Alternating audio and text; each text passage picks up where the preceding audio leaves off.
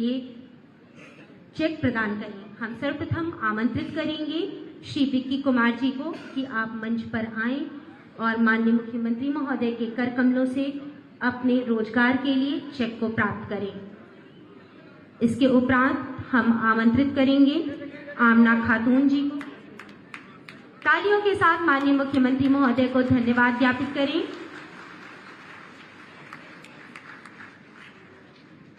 तदुपरांत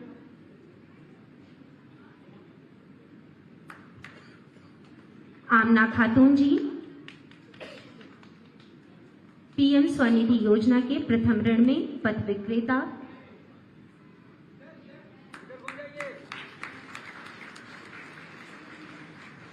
हम आमंत्रित करेंगे सैयद मोहसिन रजा, स्वनिधि योजना में द्वितीय ऋण पाने वाले पथ विक्रेता, स्टेट बैंक ऑफ इंडिया का चेक।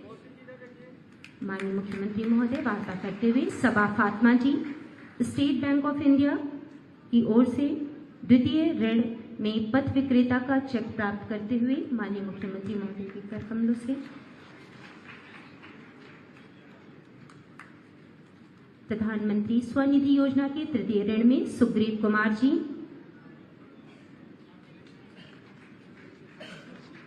तत्पश्चात संतोष गुप्ता जी।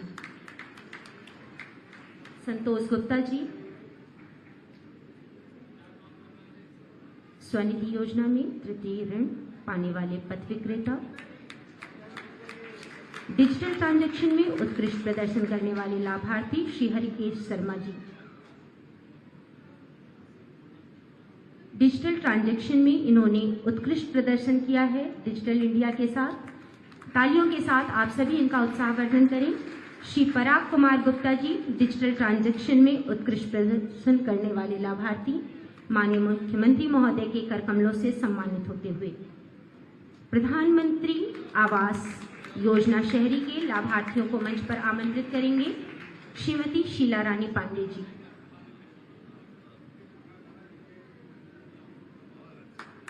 तालियों के साथ इनका उत्साहवर्धन करने के उपरांत हम आमंत्रित करेंगे शीला रानी पांडे जी अपने आवास की चाबी।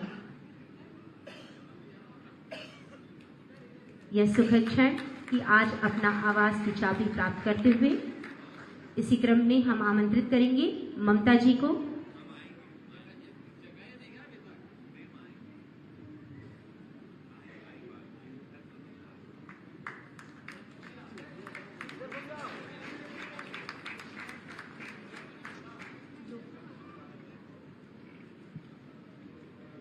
सादर धन्यवाद महोदय। एक अनुरोध आपसे कि आज के इस शुभ अवसर पर NULM उत्पादों हेतु राप्ती लोगों को अपने कर कमलों से अनावरण करें। महोदय आपके संज्ञान में लाना है कि राप्ती नदी के नाम पर NULM की महिलाओं के उत्पादों की बिक्री को बढ़ाने के लिए बेहतर पैकेजिंग एवं ब्रांडिंग के लिए इस लोगों का अनावरण आप सभी करतल ध्वनि से हमारी NULM राष्ट्रीय शहरी आजीविका मिशन की महिलाओं को आप सभी उनके उत्साह के लिए उत्साहवर्धित उत्तर प्रदेश शासन की यशस्वी माननीय मुख्यमंत्री महोदय के कर कमलों से NULM एवं NULM सफाई किट का अनावरण किया गया। सादर धन्यवाद महोदय। माननीय मुख्यमंत्री महोदय से अनुमति प्राप्त करनी है कि महोदय आपके सम्मुख हमारे आज के कुछ लाभार्थी आपसे संवाद 5 लाभार्थी हैं।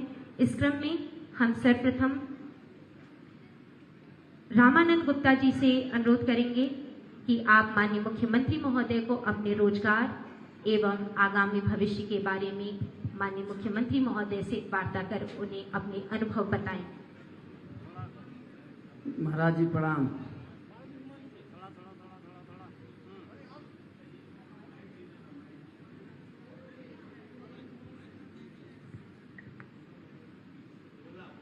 महाराज जी प्रणाम।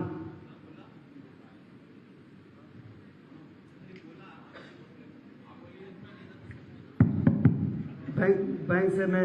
हाँ रामानंद जी बताइए क्या काम कर रहे हैं आप? मैं फल का धंधा कर रहे हैं। फल का दुकान लगाते हैं। फल का काम कर रहे हैं? जी सर। कहाँ पे? सैजनवा बाजार में।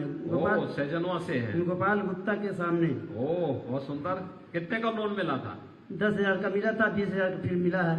अरे वाह, बधाई। कितने की बिक्री हो जाती है प्रतिदिन? यही 5-7 हजार 10,000 का हो जाता है अच्छा, बिक्री। हाँ, तो ये डिजिटल पेमेंट का वो सीखा कि नहीं सीखा आपने? नहीं सीखा सर। डिजिटल पेमेंट के साथ जुड़ गए हैं ना, जी तो उसमें तो आपको और ज्यादा लाभ होता होगा। जी सर।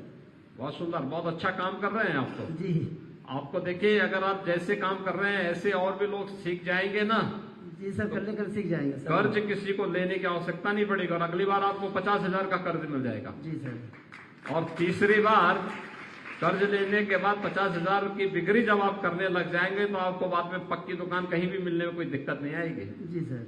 ठीक है ना? जी सर। बहुत सुंदर, बधाई। प्रणाम। इसी क्रम में हमारे बीच में देवराज जी उपस्थित हैं। प्रणाम गुरु जी। हाँ नमस्ते। कहाँ से देवराज जी आप? सहजनवा से सर। आप इस सहजनवाई से है? हाँ सहजनवा में क्या काम कर रहे हैं? सर, मंडा का ठेला लगाते हैं। अच्छा, क्या क्या बिक्री करते हैं? अंडे का आइटम। अच्छा, अंडे का काम करते हैं। हाँ सर। ठीक है, कितने का लोन लिया था आपने? सर 10,000 20,000 2 बार हो। अच्छा, 2 बार में लिए हैं। हाँ सर, आपके आशीर्वाद से। चुकता कर लेते हैं ना? हाँ सर। इनको सांसद जी को भी कभी कुछ खिलाया पिलाया? हमारे पास कभी दर्शन नहीं हुआ सर।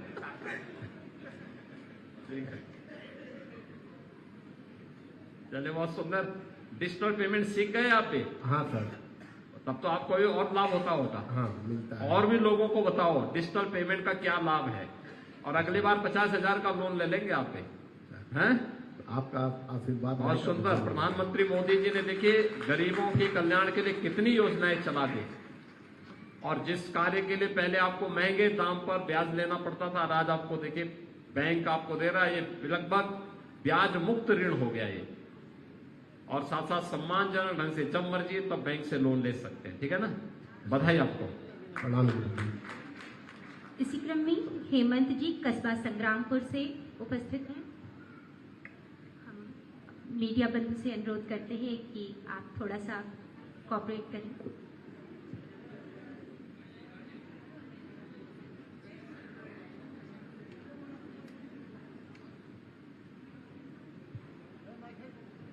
सर के चरणों में प्रणाम। क्या नाम आपका?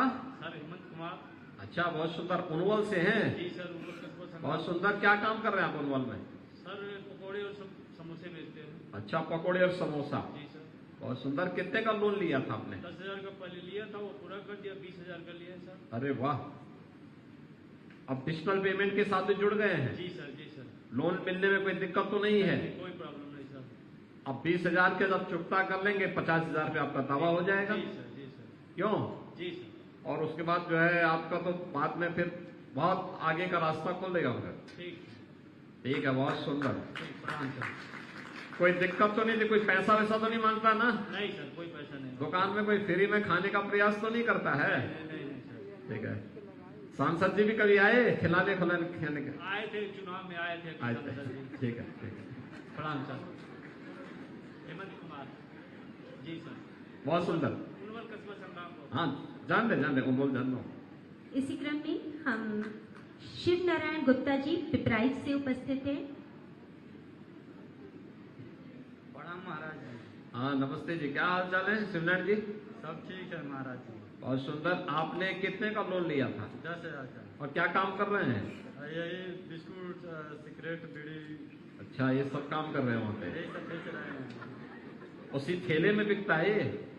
नहीं, हाँ, ये अपना दुकान बनाए हैं? दुकान बनाए हैं। पक्की दुकान में? गुमटी। तो इसमें गुमटी में तो उससे जो है पैसा लेन देन का डिजिटल सीखा आपने? हाँ महाराज जी। बहुत सुंदर।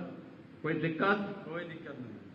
अभी 10,000 का लिया है आपने। हाँ महाराज जी। इसको बढ़ाइए थोड़ा, ठीक है ना? कार्य तेजी से करेंगे तो और भी आपको मिलने में दिक्कत नहीं आएगी, धीरे धीरे करके व्यवसाय बढ़ेगा। है? ठीक है महाराज जी। बहुत सुंदर। बधाई आपको, बहुत बहुत धन्यवाद बधाई। महाराज जी।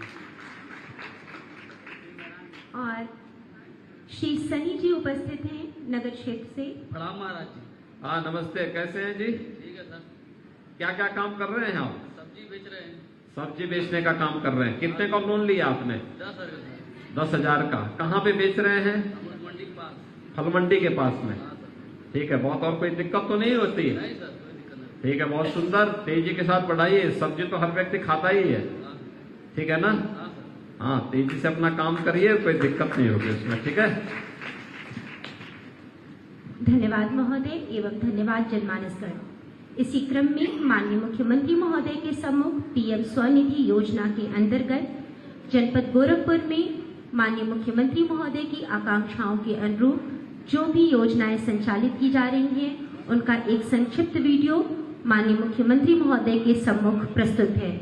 इस योजना में प्रशासन संवर्ग की ओर से माननीय मुख्यमंत्री महोदय के द्वारा संचालित पीएम स्वनिधि योजना से संबंधित जो कार्यक्रम जनमानस के लिए चलाए जा रहे हैं, उसको कड़ियों के रूप में परिलक्षित किया गया है, जिसकी एक झलक आप सभी जनमानस देख सकते हैं कि किस प्रकार समय समय पर चलाई जाने वाली योजनाओं को आज प्रशासन संवर्ग माननीय मुख्यमंत्री महोदय के दिशा निर्देशन में संचालित कर रहा है।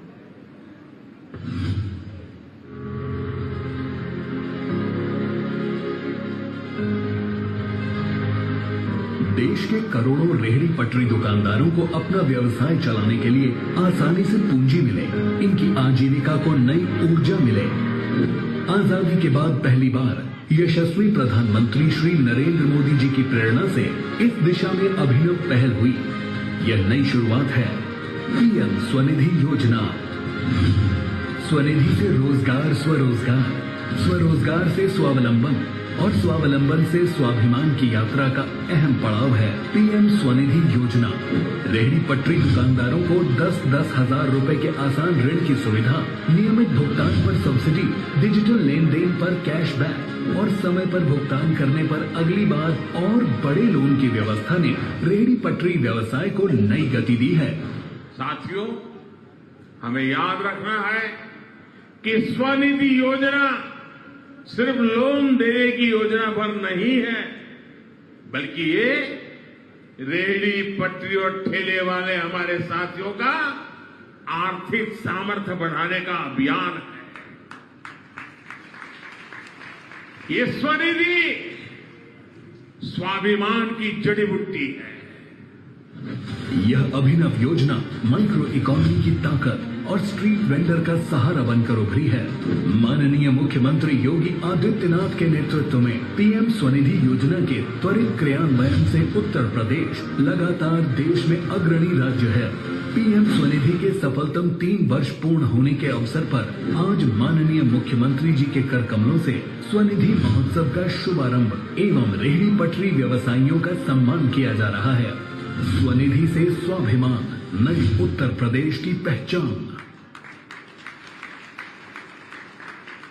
वैभव, ऐश्वर्य, उन्नति, प्रगति, आदर्श, स्वास्थ्य, प्रसिद्धि और समृद्धि के साथ आजीवन आपके जीवन पथ पर विकास की श्रृंखला के विविध आयामों के उत्तुंग शिखर पर आप सदैव विराजमान रहें। गुरुर् ब्रह्मा गुरुर्विष्णु गुरुर्देवो महेश्वर, गुरुर् साक्षात परम ब्रह्म तस्मै श्री गुरुवे नमः। मंच पर विराजमान उत्तर प्रदेश शासन के यशस्वी माननीय मुख्यमंत्री महोदय से विनम्र अनुरोध है कि आप अपने आशीर्वचनों से हम सभी को अभिसिंचित कर कृतार्थ करें। सादर अनुरोध।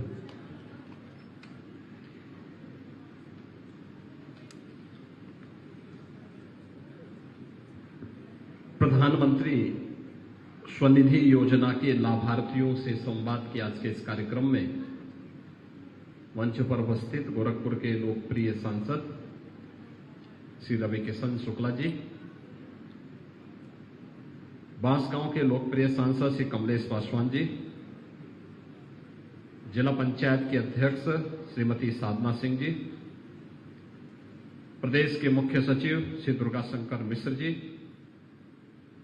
मान्य विधायकगण श्री फतेह बहादुर सिंह जी, श्री विपिन सिंह जी, विधान परिषद सदस्य डॉक्टर धर्मेंद्र सिंह जी, विधायक सहजनवा श्री प्रदीप शुक्ला जी, प्रमुख सचिव नगर विकास संबित अभिजात जी, भारतीय जनता पार्टी के महानगर के अध्यक्ष श्री राजेश गुप्ता जी, जिला अध्यक्ष युधिष्ठिर सिंह जी, आज के इस कार्यक्रम में उपस्थित नगर विकास विभाग और प्रदेश शासन से जुड़े हुए सभी प्रशासनिक अधिकारीगण, बैंकर्स और लाभार्थीगण और उपस्थित भाइयों बहनों, आज मुझे यहां पर गोरखपुर के पटरी व्यवसायियों की सफलतम कहानी को देख करके और इतने बड़े पैमाने पर 36,000 से अधिक लोगों को तो प्रधानमंत्री आवास योजना का लाभ यहां मिला, 24,000 से अधिक लोगों को गोरखपुर में पीएम स्वनिधि योजना का लाभ प्राप्त हो चुका है। इस अवसर पर मैं आप सबको हृदय से बधाई देता हूं, आप सबका मैं अभिनंदन भी करता हूं। भाइयों बहनों, आप सबने देखा होगा प्रधानमंत्री मोदी जी की एक एक योजना समाज के अंतिम पायदान पर बैठे हुए लोगों के स्वावलंबन के लिए, उनके स्वाभिमान के लिए अत्यंत महत्वपूर्ण योजनाएं हैं। पहले गरीबों का बैंक में खाता नहीं खुलता था। 2014 में प्रधानमंत्री मोदी जी ने प्रधानमंत्री बनते ही सबसे पहला काम हर गरीब का बैंक में खाता खुलवा करके किया। आज देश के अंदर 48 करोड़ से अधिक गरीबों का बैंक में अपना खाता है और सरकार का सारा पैसा उसी बैंक खाते में जाता है। यानी इससे पहले जब बैंक खाते गरीबों को नहीं खुलते तो होता क्या है, वे किसी कार्यालय में गए और कार्यालय में उसका अगर 1,000 रुपया है तो लोग कहते थे कि पहले इसमें घूस दो, कमीशन खोरी होती थी। 1,000 रुपया है, 1,000 रुपये में 300 रुपये लोग घूस मांग लेते थे और फिर 700 रुपये उसके पास आए, फिर घर पहुंचते पहुंचते कुछ उसने और कार्य में खर्च कर दिए और पता लगा घर पहुंचते पहुंचते वो राशि और कम हो जाती थी। लेकिन अब अगर केंद्र सरकार ने या राज्य सरकार ने 1,000 रुपया स्वीकृत किया है, वो 1,000 रुपया सीधे आपके खाते में जाता है, बीच में कोई मध्यस्थ नहीं रहता है और परिणाम है आपकी पूंजी सुरक्षित रह जाती है। और कुछ दिन अगर पैसा बैंक खाते में रहेगा तो उसका ब्याज भी आपको मिलता है, यानी आम की आम और गुठली के भी दाम। यानी आपको भ्रष्टाचार से मुक्त भी कराया, आपकी बचत का पैसा बैंक में जमा करने का भी एक माध्यम मिल गया और छोटी छोटी पूंजी जब इकट्ठी होगी तो आप एक कोई बड़ा काम कर सकते हैं। आज जो ठेला लगा रहा है, जैसे यहां पर पहले 10,000 का लोन लिया, फिर 20,000 का लिया और 50,000 का लेने का काम कर रहे हैं, कुछ लोगों ने 50,000 का भी ले लिया है और अब इसके बाद 50,000 के बाद फिर वह अपनी एक बड़ी दुकान बनाएंगे, फिर बड़ी दुकान के बाद व्यापार में निष्ठा और बड़ी दुकान बनाने के बाद फिर एक बार उसका बड़ा शोरूम बन जाएगा तो अपने आप में बड़ा व्यापारी बन जाएगा। और मजा इसी में है, जब छोटे से बड़ा होने में ही मजा है, बड़ा से छोटे होने में नहीं है। संतोष और धैर्य व्यक्ति के पास हो, कड़ी मेहनत हो तो आगे बढ़ सकता है। जनधन अकाउंट का कार्य हो या फिर प्रधानमंत्री आवास योजना का। अभी यहां पर सांसद जी आपको बता रहे थे 36,000 लोगों को अकेले गोरखपुर के नगरीय क्षेत्र में ही प्रधानमंत्री आवास योजना का लाभ मिला है। अब याद करिए, ये गरीबों के पास कभी मकान नहीं थे, इन लोगों को मकान दिए गए। प्रदेश में 54 लाख गरीबों को ग्रामीण और शहरी क्षेत्र में, और अगर नगर विकास कहीं देखें तो नगरीय क्षेत्रों में 17,60,000 से अधिक गरीबों को एक एक आवास उपलब्ध, प्रधानमंत्री आवास योजना के अंतर्गत एक एक आवास उपलब्ध करवाया गया। गरीब के घर में पहले ईंधन के लिए पहले उसके पास केरोसिन पर, कोयले पर या लकड़ी पर निर्भरता होती थी। आज कोयला और लकड़ी या गोईठा या फिर इस पर निर्भरता समाप्त। अब हर गरीब को उज्ज्वला योजना का कनेक्शन भी फ्री में मिल गया। मुझे याद है 14 के पहले उज्ज्वला योजना की स्थिति, उस 14 से पहले एलपीजी कनेक्शन की स्थिति क्या थी? अगर किसी को बेटी की शादी करनी होती थी और उसमें उसकी इच्छा होती थी कि बेटी को शादी में एक रसोई गैस का सिलेंडर दें, तो 25,000 से कम में नहीं मिलता था और 25,000 से कम में भी उसमें ब्लैक अलग से होता था। और अगर कोई पर्व और त्योहार आ गया और रसोई गैस का सिलेंडर कम पड़ गया है, नहीं काम हो रहा है, खत्म हो गया है, नए सिलेंडर के लिए वो जा रहा है, तो सिलेंडर तो नहीं मिलता था लेकिन लाठी जरूर मिल जाती थी। भाइयों बहनों, बड़ी दुर्व्यवस्थाएं थी। गरीब को उसका सही हक देने का कार्य अगर किसी ने किया है तो प्रधानमंत्री मोदी जी ने किया है, एक एक योजना। और इससे बड़ी और बात क्या हो सकती है? आपने देखा होगा इस सदी की सबसे बड़ी महामारी कोरोना आई थी और कोरोना कालखंड में प्रधानमंत्री मोदी जी ने कितना ध्यान रखा। आज तक हर गरीब को फ्री में राशन की सुविधा मिल रही है, दुनिया के अंदर कहीं नहीं है। 80 करोड़ लोगों को पूरे देश के अंदर फ्री में राशन। भाइयों बहनों, यही नहीं, कोरोना कालखंड में फ्री में टेस्ट, फ्री में उपचार, फ्री में वैक्सीन, दुनिया के अंदर भी कहीं नहीं हुआ, अकेले भारत में मिला। और यही नहीं, जनधन अकाउंट के खातेदार जितनी भी महिलाएं थीं, उनको उस समय उज्ज्वला योजना के लाभार्थियों को 3 महीने तक फ्री में रसोई गैस के सिलेंडर उपलब्ध करवाने के कार्य भी हुए थे। पैसा उनके अकाउंट में जा रहा था और साथ साथ लाभार्थियों को अलग से भी इंसेंटिव देने का काम उस समय किया गया था। भाइयों बहनों, जब गरीबों के हितों की सरकार होती है, जो परिवारवादी नहीं होती है, जातिवादी सोच की नहीं होती है, भ्रष्टाचारी नहीं होती है, तो गरीबों के हितों के लिए ऐसे ही कार्य होते हैं जैसे आज पीएम स्वनिधि योजना के अंतर्गत हमने देखा है। यहां पे मुझे बहुत अच्छा लगा, सैजनवा कस्बे में, पिपराइच कस्बे में, पीपीगंज में, चोरी चोरा में, उनवल में, उनवल नई टाउन एरिया बनी है, उनवल में, अब तो उनवल में बाईपास भी हो गया है। यानी ये बांसगांव में, बढ़लगंज में, गोला में, अब कैंपियरगंज भी नई नगर पंचायत बन गई है। उधर जो है आपका घटसरा भी नई नगर पंचायत बन गई है। यानी ये चीजें दिखाती हैं कि विकास के लिए सरकार ने किस तरीके से आपके लिए बहुत सारे अवसर उपलब्ध करवाए हैं। और अब जब बैंक आपको व्यवस्था दे रहा है, एक सुविधा दे रहा है, एक साहूकारों से मुक्ति, अब आपको किसी से कर्ज लेने की आवश्यकता नहीं, बैंक आपको कर्ज देने के लिए तैयार है।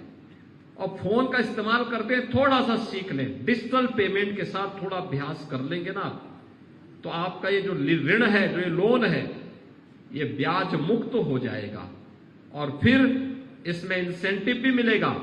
और तीसरा, 10,000 का आपने एक बार समय पे चुकता कर दिया तो 20,000 आपके लिए खुला है। 20,000 का समय पे चुकता कर दिया, 50,000 का मिल जाएगा। और 50,000 की पूंजी अगर आपने ब्याज के बाद चुकता कर दिया है तो इसका मतलब आप अब लखपति बन गए हैं, और लखपति के बाद फिर करोड़पति का रास्ता स्वयं खुल जाता है।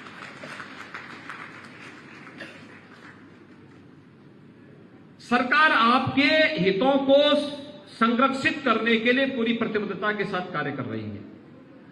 और आज इसीलिए मैं आपके पास आया हूं आपसे कहने के लिए, एक, हमारे नगर निगम हो, नगर पालिकाएं हो, नगर पंचायतें हो, ये सभी लोग आपके हितों के लिए कार्य करेंगे। और मुझे देख के प्रसन्नता हो कि इसमें पुरुषों से ज्यादा माताएं, महिलाएं ज्यादा काम कर रही हैं। यानी वे घर गृहस्थी भी चला रही हैं, लेकिन साथ साथ स्वयं भी अपने हाथों को काम देने के लिए ठेला, खोमचा, रेड़ी, गुमटी लगा करके अपने परिवार का पालन पोषण भी कर रही है। बहुत अच्छा काम कर रही है। और इसीलिए मैं प्रशासन से कहूंगा कि 2 कार्य हमें करने चाहिए जरूर। एक, पटरी व्यवसायों के व्यवस्थित पुनर्वास की व्यवस्था, उनका कहीं शोषण न हो, उनका कहीं उत्पीड़न न हो, सिस्टमेटिक तरीके से उनकी दुकानें भी लगे और उनको व्यवसाय करने की पूरी स्वतंत्रता हो।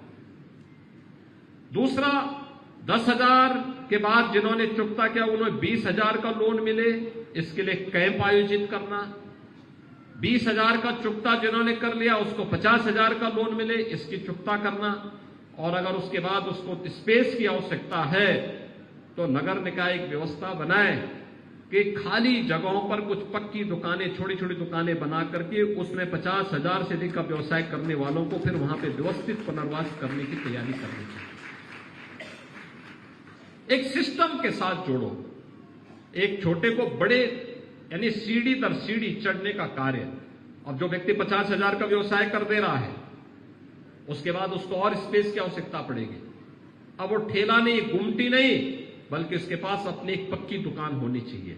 और उस स्पेस के लिए हमारे नगर निकायों को जो खाली पड़ी नगर निकाय की जमीन है उसमें कॉम्प्लेक्स बनाओ, और कॉम्प्लेक्स बना करके फिर एक दुकान प्राथमिकता के आधार पर इन लोगों को उपलब्ध करवाने का कार्य होना चाहिए जो वास्तव में इस कार्य के साथ जुड़े हुए हैं और ईमानदारी के साथ अपना व्यवसाय करना चाहते हैं।